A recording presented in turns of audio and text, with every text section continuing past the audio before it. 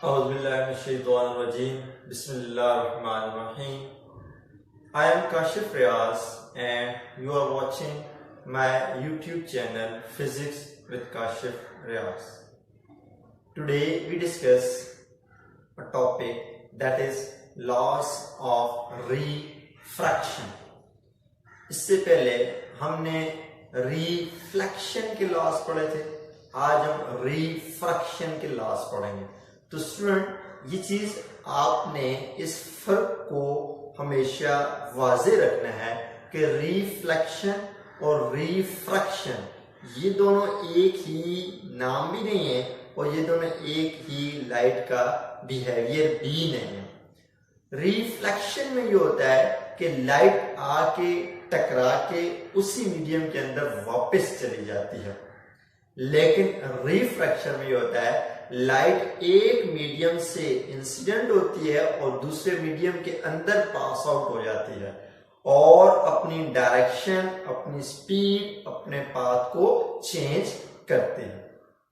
तो हम आज डिस्कस करेंगे रिफ्रैक्शन के लॉस क्या है। अब जिस तरह रिफ्लेक्शन के दो लॉस थे, इसी तरह रिफ्रैक्शन के भी हमारे पास दो लॉस हैं। पहला लॉ जो है वो दोनों का सेम है, लेकिन बात वही है कि वहां पे रिफ्लेक्शन था और यहां पे रिफ्रैक्शन। तुम्हारे पास लॉस ऑफ रिफ्रैक्शन आपस दो है। पहला लॉ क्या है? पहला लॉ ये कहता है इंसिडेंट रे कौन सी रे होती है? जो आके टकराती है। रिफ्रैक्टेड रे, अब रिफ्रैक्टेड रे कौन सी होती है? जो दूसरे मीडियम के अंदर चली जाती है, एंटर हो जाती है। एंड द नॉर्मल, और नॉर्मल क्या होता है? आपको पता है सरफेस का परपेंडिकुलर नॉर्मल होता है। तो हम कहते हैं कि incident ray, refracted ray and the normal all are lie on the same plane, ये एक ही प्लेन पे लाई करते हैं। तीन पॉइंट्स आपने याद रखने हैं। एक हमने कहा इंसिडेंट रे, दूसरा हमने कहा रिफ्रैक्टेड रे और तीसरा हमने कहा नॉर्मल। ये तीनों एक ही प्लेन पे लाई करते हैं। Incident ray, refracted ray and the normal all are lie on the same plane. ठीक हो गया कि इंसिडेंट रे, रिफ्रैक्टेड रे और नॉर्मल ये सारे के सारे एक ही प्लेन पे लाई करते हैं। कैसे जी? देखें, हमारे पास ये है, आप कह दें कि ये आपके पास एक ग्लास है। ठीक हो गया, ये आपका एक ग्लास आ गया और यहां ऊपर आपके पास एयर मौजूद है। ये एक मीडियम आ गया, इसको आपने नाम दे दिया एयर का। ठीक है, और ये दूसरा मीडियम आ गया, इसको आपने नाम दे दिया ग्लास का। अब यहां से लाइट को आपने इंसिडेंट करवाया, किसके ऊपर? ग्लास के ऊपर। ये इंसिडेंट रे आ गई, जो आपने इंसिडेंट करवाया ये इंसिडेंट रे आ गई। अब आपको पता है ये इंसिडेंट रे एयर से होते हुए ग्लास के अंदर एंटर हो गई। तो एयर एक अलग मीडियम था और ग्लास एक अलग मीडियम है। तो यहाँ पे जब लाइट एक मीडियम से दूसरे मीडियम के अंदर एंटर होगी तो आपको पता है कि होना तो ये चाहिए था, इसको इस तरह सीधा जाना चाहिए, लेकिन क्या होगा कि ये अपने रास्ते से हट जाएगी, बेंड हो गई, हट गई। ठीक है, यहाँ पे अब आपने कहा ये इंसिडेंट रे और ये रिफ्लेक्टेड रे। अब नॉर्मल, तो ये सरफेस है, इस सरफेस का अगर आप परपेंडिकुलर ड्रॉ कर दें तो ये परपेंडिकुलर जो सरफेस का होता है ये क्या होता है? नॉर्मल। तो आप देखें ये इंसिडेंट रे पहली चीज, ये रिफ्लेक्टेड रे दूसरी चीज और ये नॉर्मल, ये तीनों के तीनों एक ही प्लेन पे लाई करते हैं। मतलब ऐसा नहीं होगा कि इंसिडेंट रे और नॉर्मल जो है एक प्लेन पे हो, इन प्लेन के अंदर हो और रिफ्लेक्टेड रे प्लेन से बाहर हो। नहीं, इंसिडेंट रे, नॉर्मल और रिफ्लेक्टेड रे तीनों ही प्लेन के अंदर होंगे, तीनों ही एक ही प्लेन पे लाई करेंगे। ये आपके पास आ गया पहला लॉ। दूसरा क्या है? दूसरा ये है कि sine of angle of incidence ये रेशो होती है sine of angle of refraction के। और ये इक्वल होता है रिफ्रैक्टिव इंडेक्स के। देखें सबसे पहले तो हमें ये पता होना चाहिए कि एंगल ऑफ इंसिडेंस क्या होता है। तो मैं अगेन बात करता हूं कि ये मेरे पास क्या है, एक ग्लास है और ये आपने कह दिया एक मीडियम आ गया और ये ऊपर मेरे पास क्या आ गया, दूसरा मीडियम एयर आ गया। मैं लाइट को फॉल करता हूं एयर में से किसमें, एयर में से किसमें, ग्लास में। मतलब एयर आपको पता है कौन सा मीडियम है, रेयर मीडियम है। अब रेयर मीडियम से मुराद जिसकी डेंसिटी कम होती है। अब आपको पता है ग्लास कौन सा मीडियम है, डेंसर मीडियम है। डेंसर मीडियम भी जिसकी डेंसिटी ज्यादा होती है। तो बेटा जब हमने कहा कि इंसिडेंट रे जब ग्लास के अंदर दाखिल होगी तो सबसे पहले मैं अगर इसका ये नॉर्मल ड्रॉ कर दूं तो आप देखेंगे कि ये ग्लास के अंदर दाखिल होने की वजह से अपनी डायरेक्शन को क्या कर देगी, चेंज कर देगी। तो आपने देखा ये इंसिडेंट रे नॉर्मल के साथ एक एंगल बना रही है, इसको आपने एंगल ऑफ इंसिडेंस का नाम दिया, और ये रिफ्रैक्टेड रे नॉर्मल के साथ एंगल बना रही है, इसको एंगल ऑफ रिफ्रैक्शन का नाम दे दिया। तो हम कहते हैं कि जो sine of angle of incidence होता है ये रेशियो होती है sine of angle of refraction के, और ये किसके इक्वल होते हैं, will be equals to refractive index.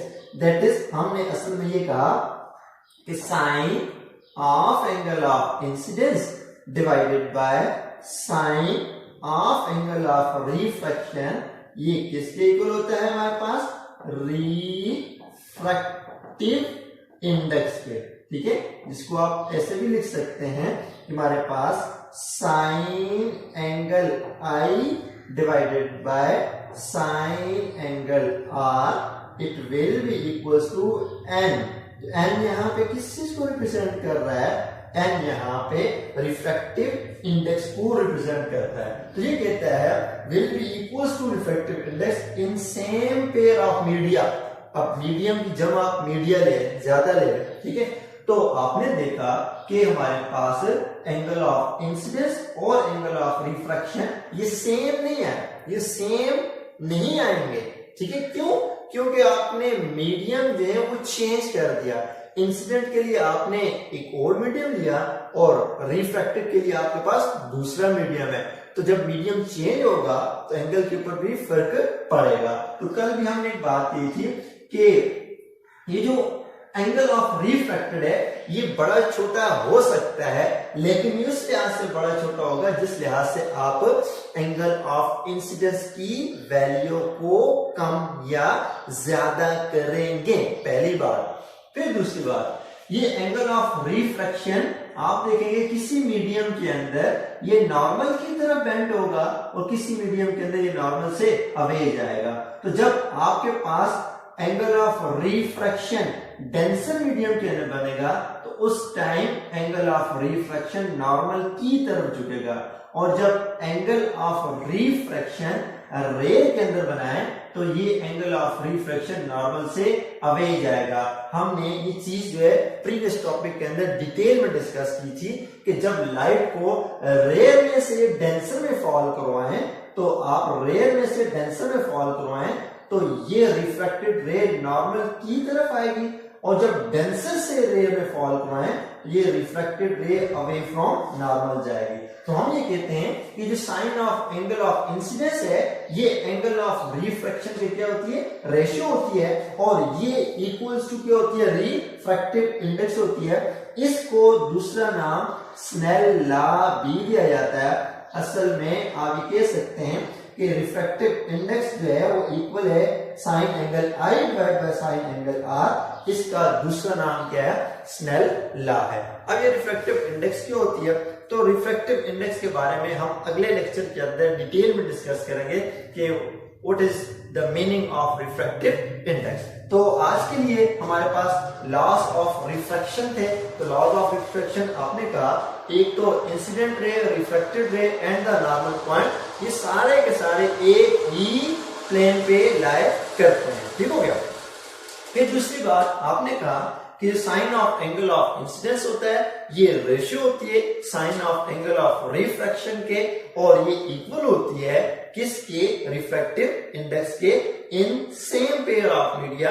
इसकी मिसाल आप इस तरह ले लें कि अगर आपने एंगल ऑफ इंसिडेंस जो है वो 20 डिग्री रखा फॉर एग्जांपल, उसके लिए रिफ्रैक्टिव इंडेक्स जो है वो 40 डिग्री बन गया, ठीक है। तो बेटा 20 को 40 पे आपने डिवाइड किया तो आपके पास क्या आ गया, 0.5 आ गया। ये पहला केस आपने लिया। फिर दूसरा केस आपने लिया कि हम क्या करते हैं, एंगल ऑफ इंसिडेंस को 40 डिग्री कर लेते हैं और एंगल ऑफ रिफ्रैक्शन 80 हो जाता है। 40 को 80 पे आपने डिवाइड किया, अगेन आपका 0.5 आ गया। फिर तीसरी बार तो आपने क्या किया, एंगल ऑफ इंसिडेंस की वैल्यू 50 डिग्री कर दी और refractive angle of refracted 100 degree बन गया। तो आपने 50 को 100 पे डिवाइड किया, अगेन 0.5 आया। तो आपने देखा आपने जो मीडियम नहीं चेंज किया वही मीडियम रखा हुआ है, आपने सिर्फ जो है एंगल ऑफ इंसिडेंस को कम या ज्यादा करते रहे और एंगल ऑफ रिफ्रैक्शन भी चेंज होता रहा, लेकिन हर मर्तबा रिफ्रैक्टिव इंडेक्स की वैल्यू क्या आई, सेम आई, ठीक है। तो ये था हमारा आज का लेक्चर, लॉस ऑफ रिफ्रैक्शन क्या होते हैं। इंशाअल्लाह एक मर्तबा फिर एक नए टॉपिक के साथ आपके सामने हाजिर होंगे। Thank you so much for watching my YouTube channel. Allah Hafiz.